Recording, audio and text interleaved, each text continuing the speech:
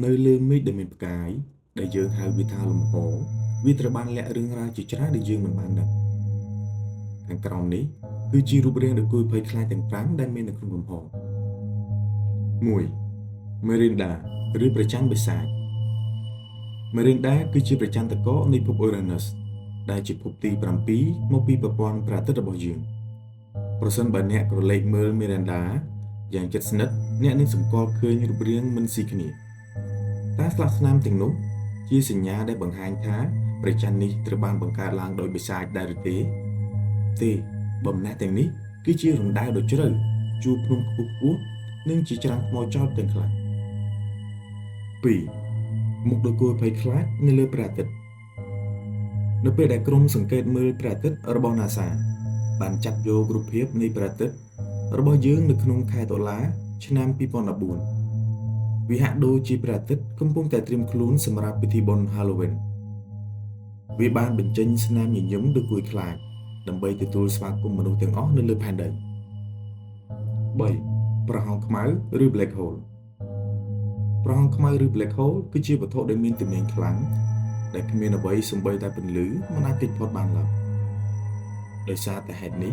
យើងពិតជាមិនអាចមើលឃើញប្រហោងខ្មៅដោយភ្នែកទទេបានទេប៉ុន្តែយើងអាចមើលឃើញពីរបៀបដែលពួកវាទាញផ្កាយនិងវត្ថុជុំវិញខ្លួនការពិតបានបង្ហាញថា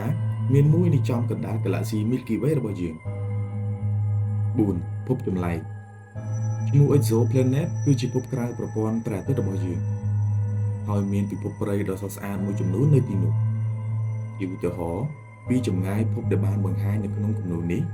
ហៅថា HD 1897 33b វាមានពណ៌ខៀវធ្វើឲ្យវាមើលទៅដូចជាផែនដីបន្តិចប៉ុន្តែអាកាសធាតុនៅទីនោះមិនដូចផែនដីទាល់តែសោះតែអ្នកអាចទប់ទល់នឹងល្បឿនខ្យល់ដែលធ្វើដំណើរល្បឿនលឿនជាងសម្លេង7ដងបានដែរឬទេឬមួយក៏អាចផ្លុំដំណក់ទឹកដែលធ្វើឡើងពីកញ្ចក់រលាយ 5. លលាយក្បាលនៅក្នុងប្រព័ន្ធព្រះអាទិត្យរបស់យើងអាចកាយដែលមានរាងដូចជាលលាយក្បាលដ៏គួរឲ្យខ្លាចមួយដែលមានឈ្មោះថា2015 TB 145បានធ្លាក់ចុះមកលើផែនដីនៅក្នុងកំឡុងពិធីបុណ្យ Halloween ក្នុងឆ្នាំ2015ក្រោយមកអ្នកវិទ្យាសាស្ត្របានធ្វើការសន្និដ្ឋានថាវាទំនងជាអាចផ្កាយដ៏កន្ទុយដែលបានចេះអស់ថាមពលទៅហើយ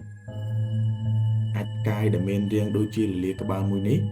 មានប្រវែង600ម៉ែត្រដែលវាមើលទៅដូចជាលលាយក្បាលមនុស្សយក្សដ៏ធំមួយដូច្នោះដែរ